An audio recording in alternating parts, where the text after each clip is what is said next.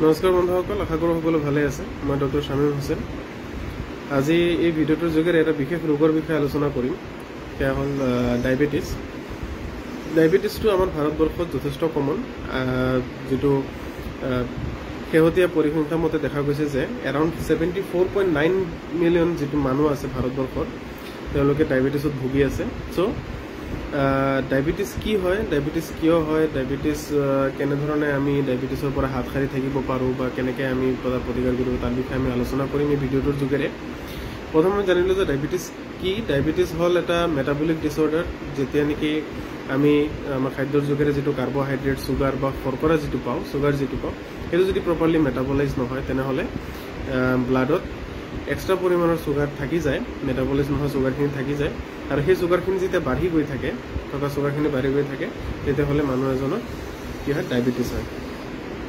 Diabetes mainly তিনি প্ৰকাৰৰ আছে। টাইপ 1 ডায়েবেটিছ, টাইপ 2 ডায়েবেটিছ যাক ডায়েবেটিছ মেলিটাছ বুলি কোৱা হয়। দেন আৰু এটা আছে জেষ্টেশ্যনেল ডায়েবেটিছ মেলিটাছ। এই ভিডিঅ'টোৰ যোগেৰে আটাইতকৈ কমন ডায়েবেটিছটোৰ বিষয়ে আলোচনা কৰিম। সেয়া হ'ল টাইপ 2 ডায়েবেটিছ মেলিটাছ। এতিয়া কথা হ'ল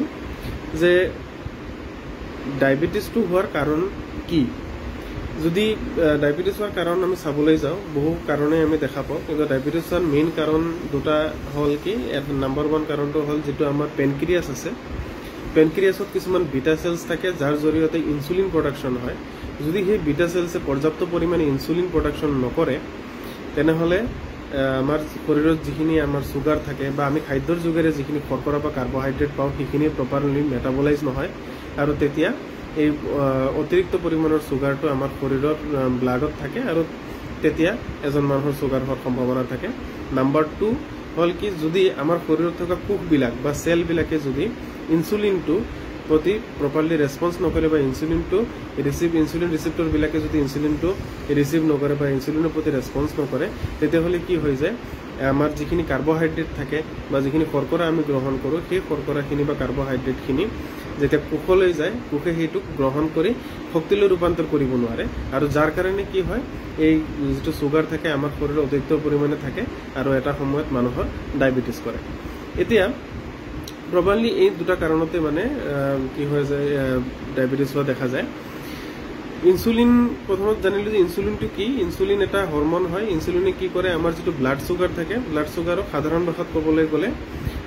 চেললৈকে পঠিয়ায়, আৰু চেলে সেই বস্তুটো যেতিয়া ইনচুলিনটো যেতিয়া একচেপ্ট কৰে, ইনচুলিনৰ প্ৰতি যেতিয়া ৰেছপণ্ড কৰে, তেতিয়া সেই চুগাৰখিনি গ্ৰহণ কৰি তাক শক্তিলৈ ৰূপান্তৰ কৰে। আল্টিমেটলি মানে কি হৈ যায়, চুগাৰটো মেটাবলাইজ হয়, যাৰ কাৰণে অতিৰিক্ত পৰিমাণৰ চুগাৰটো আমাৰ শৰীৰত নাথাকে, আৰু সেই চুগাৰটো শক্তিলৈ ৰূপান্তৰিত হয়, আৰু তাৰ কাৰণে মানুহজনৰ ডায়েবেটিছ হয়। কিন্তু যদি কিবা কাৰণত ইনচুলিনটোৱে কম প্ৰডাকশ্যন হ'ল, বা আমাৰ শৰীৰত থকা কোষবিলাকে যদি ইনচুলিনটোৰ প্ৰতি ৰেছপন্স নকৰে, তথাপি কি হৈ যাব, চুগাৰটো আমাৰ শৰীৰত ঘূৰি ফুৰিব ব্লাড ষ্ট্ৰীমৰ যোগেদি, আৰু সেই চুগাৰটো ডেপজিট হওঁতে এটা সময়ত মানুহ এজনৰ কি কৰিব, ডায়েবেটিছ কৰে। এতিয়া ডায়েবেটিছৰ কিছুমান ক্লিনিকেল মেনিফেষ্টেশ্যন থাকে, তাৰমানে কিছুমান আমি চিমটম দেখা পাওঁ, যাৰ কাৰণে আমি কনচাৰ্ণ হ'ব লাগে যে হয়তো মোৰ ডায়েবেটিছ হৈছে নেকি। আমি তেনেকৈ আমি কনচাৰ্ণ হ'ব লাগে, বা আমি তেতিয়া ডক্টৰৰ সহায় ল'ব লাগে। তাৰে ভিতৰত 3টা চিমটম খুব বেছি কমন। সেইটো হ'ল কি, পলিইউৰিয়া, যেতিয়া নেকি খুব বেছি ঘনাই পেচাব লাগি থাকে। পলিডিপচিয়া, যাক নেকি কোৱা হয় খুব বেছি ঘনাই পিয়াহ লাগি থাকে। আৰু পলিফেজিয়া কি হয়, খুব বেছি ভোক লাগি থাকে। খাদ্য খালে কিন্তু আকৌ ভোক লাগিলে, যেনেকৈ পানী খোৱাৰ পিছতে লগে লগে ডিঙি শুকাই যায়, আকৌ পানী খাব লগা হয়, আৰু বাৰে বাৰে পেচাব কৰি থাকিব লগা হয়, যাক নেকি বহুমূত্ৰতা বুলিও কোৱা হয়। চ' এই 3টা মেইন চিমটম বা ক্লিনিকেল মেনিফেষ্টেশ্যন পোৱা যায়। তাৰ উপৰিও আৰু এটা আছে কি, আৰু কেইটামান দেখা যায় যে কেনেকুৱা ধৰণৰ বাৰু কিছুমান চিমটম দেখা যায়, যেতিয়া নেকি একচুৱেলি হয় কি, যে আমাৰ শৰীৰত যেতিয়া অতিৰিক্ত চুগাৰ শৰীৰৰ যিকোনো অংশতে যদি জমা হয়, তেনেহ'লে তাতেই কি কৰে, কিছুমান ব্যাধি বা কিছুমান চিমটম দেখায় বা কিছুমান ৰোগৰ সৃষ্টি কৰে। যেনেকুৱা ধৰণৰ আমাৰ কিডনীত কি আছে, বহুতো ব্লাড ভেছেলছ আছে, মানে কিডনীলৈকে ব্লাড কঢ়িওৱা বহুতো নলিকা আছে। তো সেই ব্লাড ভেছেলবিলাকত কি হৈ যায়, যদি এজন মানুহৰ শৰীৰত এই চুগাৰটো বেছি থাকে, তেনেহ'লে কিডনীত যদি চুগাৰটো বেছি ডেপজিশ্যন হৈ যায় তাতে, তেনেহ'লে কি কিডনিয়ে প্ৰপাৰলি ফাংচন কৰা বন্ধ কৰি দিয়ে আৰু সেইটো ষ্টেজত আমি তাক কি বুলি কওঁ ডায়েবেটিক কিটোএচিডোচিছ বুলি কওঁ ঠিক তেনেদৰে যদি আমাৰ চকুটো কি থাকে বহু ব্লাড ভেচেলছ থাকে ৰ'ডছ কনছ এইবিলাক থাকে চ' তাতে কি হয় যেতিয়া অতিৰিক্ত মানুহ এজনৰ যেতিয়া চুগাৰ বেছি বাঢ়ি যায় তেতিয়াহ'লে মানুহ এজনৰ কি হৈ যায় এই চকুটো ইফেক্ট কৰা ষ্টাৰ্ট কৰে তাৰমানে তেওঁ ব্লাড ভিজন হৈ যায় তেওঁ দূৰৰ বস্তু দেখা নাপায় বা ধুন্দলা দেখা পায় ভালকৈ ক্লিয়াৰলি তেওঁ দেখা নাপায় চ' এইবিলাকো এটা চিমটম বুলি ক'ব পাৰোঁ তাৰ উপৰিও খুব কমন এটা বস্তু দেখা যায় যে প্ৰায় ডায়েবেটিক মানুহবিলাকক কি দেখা যায় এটা খুব কমন এটা কথা আছে যে ডায়েবেটিছ মানুহবিলাকৰ কি হয় যদি কোনোবা শৰীৰৰ কোনোবা এটা অংশত যদি ঘাঁ হয় তেনেহ'লে ঘাঁডোখৰ সোনকালে নুশুকায় তো গতিকে তেতিয়া সেনেকুৱা কাৰণতো আমি ভাবিব পাৰোঁ যে হয়তো মানুহজনৰ ডায়েবেটিছ থাকিব পাৰে তেনেকুৱা ক্ষেত্ৰতো আমি ডায়েবেটিছৰ কাৰণে পৰীক্ষা কৰা উচিত এণ্ড দেন আহি যাব কি কিছুমান কাৰণত কি হয় মানুহৰ ডায়েবেটিছত ভুগি থকা মানুহৰ প্ৰায় এটা কমপ্লেইন শুনা যায় যে আমাৰ কমপ্লেইন শুনা যায় যে হাত ভৰি জিনজিনাই থাকে কামুৰি থাকে গাটো খুব বেয়া লাগি থাকে বা গা বিষাই থাকে চ'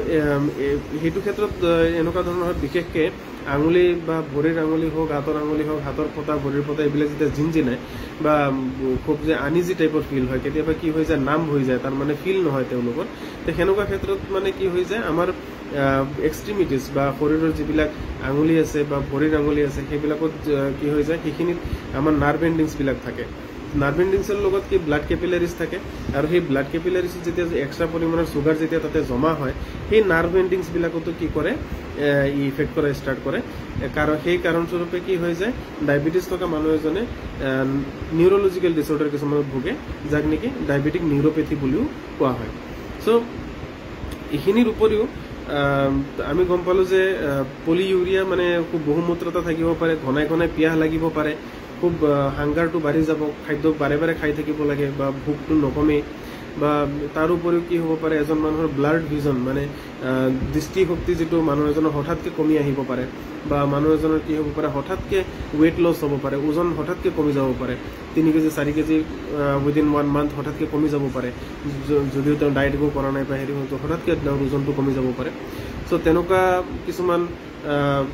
ক্লিনিকেল মেনিফেষ্টেশ্যন বা তেনেকুৱা কিছুমান চিমটম ডায়েবেটিছ হোৱা মানুহৰ দেখা যায় তাৰ উপৰিও বিশেষভাৱে ধ্যান দিব লাগে যিটো মই অলৰেডি ক'লোৱেই যে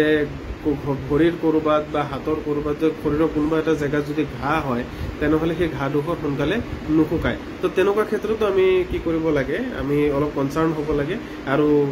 ডায়েবেটিছৰ পৰীক্ষাটো ডায়েবেটিছৰ ৰিলেটেড কিছুমান ব্লাড টেষ্ট আছে আমি সেইবিলাক ব্লাড টেষ্ট বা ইউৰিন এনালাইচিছ পেচাবত পৰীক্ষা আছে আমি সেইবিলাক আমি কৰিব লাগে চ' তাৰ উপৰিও কিছুমান খুব ইম্পৰ্টেণ্ট এটা বস্তু ক'বলৈ যাওঁ যে ডায়েবেটিছ বস্তুটো কি হয় ডায়েবেটিছ বস্তু কেনেকৈ হয় ডায়েবেটিছ হ'লে কি কি ধৰণৰ চিমটম হয় সেইখিনি মই ক'লোঁ এতিয়া কথা হ'ল কি ডায়েবেটিছ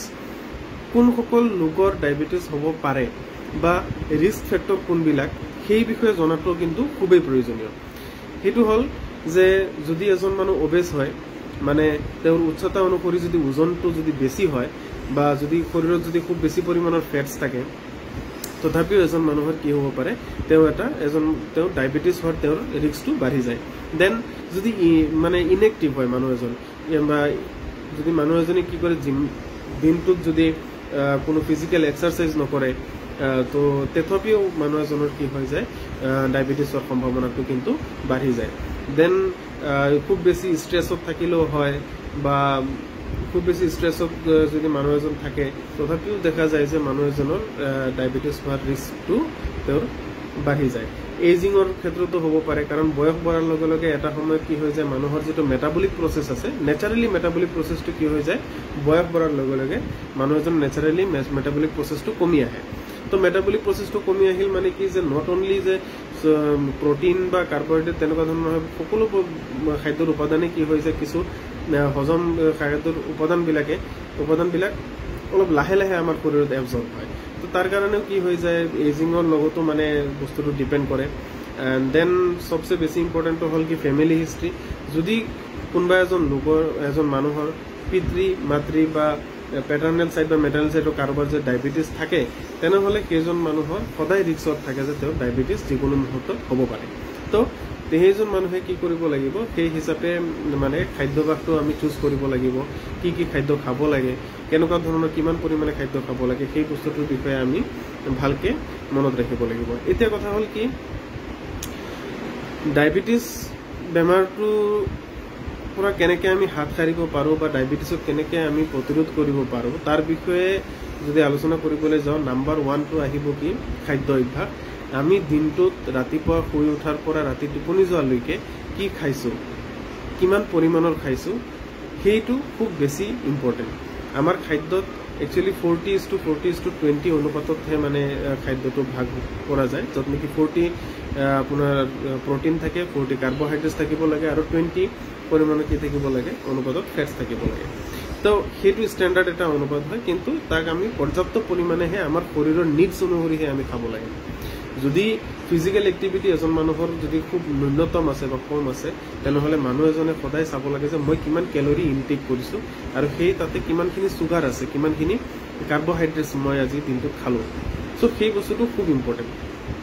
তাৰ উপৰিও আজিকালি জাংক ফুড যিবিলাক আহিছে বাহিৰা খাদ্য বস্তু যিবিলাক পিজ্জা বাৰ্গাৰ যিখিনি বস্তু আছে এইবিলাক খুব বেছি পৰিমাণে সেৱন কৰিলেও এটা সময়ত কি হৈ যায় কলেষ্ট্ৰল বাঢ়ি যায় লিপিড বাঢ়ি যায় শৰীৰত আৰু তাৰ কাৰণে অবেচিটি আহে অবেচিটি অহাৰ লগে লগে এজন মানুহ কি হৈ যায় ডায়েবেটিক হোৱাৰ ৰিস্কত আহে বুলি মই অলৰেডি ক'লোৱেই চ' খাদ্যাভ্যাসটো খুবেই জৰুৰী তাৰ উপৰিও আমি ফিজিকেল এক্সাৰচাইজটো কৰিব লাগে ন্যূনতম ফিজিকেল এক্সাৰচাইজটো কৰা খুবেই প্ৰয়োজনীয় ৰাতিপুৱা নহ'লে 15 পৰা 20 মিনিট আমি খোজ কাঢ়িব লাগে আৰু ফিজিকেল এক্টিভিটিজটো তাৰ উপৰিও চাইক্লিংটো এটা খুব ভাল ফিজিকেল এক্টিভিটিজ জিম যদি এতিয়া কিছুমান মানুহে সুধিব পাৰে যে স্যাৰ জিম কৰিম নে নাই gym gym is a very good option gym কৰিব পাৰি তাৰ উপৰিও যোগাসনো বহুত ইম্পৰ্টেণ্ট যোগাটো আমি কৰিব পাৰোঁ এণ্ড নাম্বাৰ 1টো মনত ৰাখিব লাগিব যে সদায় আমাৰ খাদ্যাভ্যাসটো আৰু আমাৰ ফিজিকেল এক্টিভিটিজটো এই দুটা বস্তু যদি আমাৰ কণ্ট্ৰলত থাকে তেনেহ'লে আমি ডায়েবেটিছৰ পৰা সদায় হাত সাৰি থাকিব পাৰোঁ চ' এইখিনি বস্তু আমি সদায় ধ্যান ৰাখিব লাগে তাৰ উপৰিও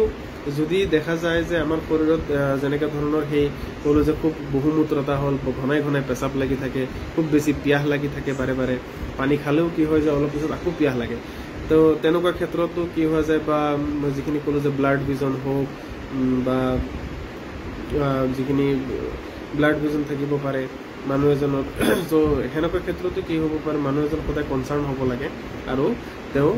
ডক্টৰৰ কাষ চাপিব লাগে কিছুমান টেষ্টৰ কাৰণে যদিও আমি জানো যে ফাষ্টিং ব্লাড চুগাৰটো আমি কৰিব লাগে যেতিয়া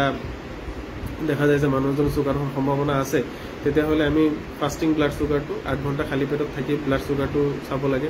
পোষ্ট প্ৰাইণ্ডেল ব্লাড চুগাৰটো চাব লাগে PPBSটো যাক কোৱা হয় 2 ঘণ্টা খোৱাৰ 2 ঘণ্টা পিছত কৰিব লাগে ইউৰিন এনালাইচিছটো খুবেই প্ৰয়োজনীয় পেচাবৰ পৰীক্ষা কৰিব লাগে যদি পেচাবত যদি চুগাৰ ক্ৰিষ্টেলছ থাকে তেনেহ'লে এজন মানুহৰ ডায়েবেটিছ থকা বুলি কোৱা হয় দেন কলেষ্ট্ৰলৰ টেষ্টটো বা লিপিড প্ৰফাইল যিটো আছে সেইটো চোৱা যথেষ্ট প্ৰয়োজনীয় চ' আৰু লগতে KFT কিডনি প্ৰফাইল টেষ্ট যিটো আছে বা ৰিনেল ফাংচন টেষ্ট যিটো আছে সেইটো কৰা যথেষ্ট প্ৰয়োজনীয় চ' আমি ভিডিঅ'টোৰ জৰিয়তে থুলমূলভাৱে আলোচনা কৰিলোঁ যে ডায়েবেটিছ কি হয় ডায়েবেটিছ কিয় হয় কোনসকল লোকৰ ডায়েবেটিছ হোৱাৰ সম্ভাৱনাটো বেছি আৰু ডায়েবেটিছ নহ'বলৈ আমি কি পন্থা হাতত ল'ব পাৰোঁ তাৰ বিষয়ে আমি আলোচনা কৰিলোঁ নেক্সট ভিডিঅ'টোত আলোচনা কৰিম যে যদি আপোনাৰ ডায়েবেটিছ হৈছে তেনেহ'লে আপুনি জীৱনৰ ৰেষ্ট অফ দ্য সময় যিখিনি জীৱনৰ বাকী চোৱা সময় গোটেই জীৱনটো মেডিচিন খাই থাকিব লাগিব নে কিবা এটা উপায় আছে যাৰ জৰিয়তে আমি ডায়েবেটিছটো ৰিভাৰ্ছ কৰিব পাৰোঁ আমি সেই বিষয়ে নেক্সট ভিডিঅ'ত আলোচনা কৰিম so' till then stay tuned thank U